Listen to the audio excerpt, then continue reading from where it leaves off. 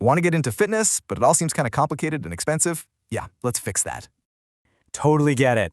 The gym can be super intimidating, right? It's just so easy to feel lost.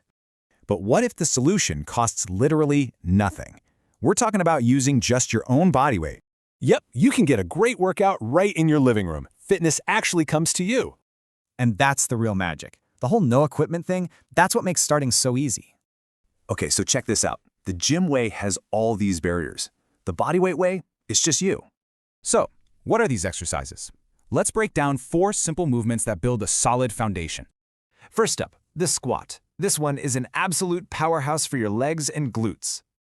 Okay, form is key. Get your feet about shoulder-width apart. Now, drop your hips back, like sitting. Super important, try to keep your knees from going way past your toes. This protects your joints. All right, next up, a classic for getting your heart rate up, jumping jacks. But hey, what if jumping feels like too much right now? No problem. There's a simple fix for that. See this? Just step one foot out to the side at a time. It's low impact and perfect for starting.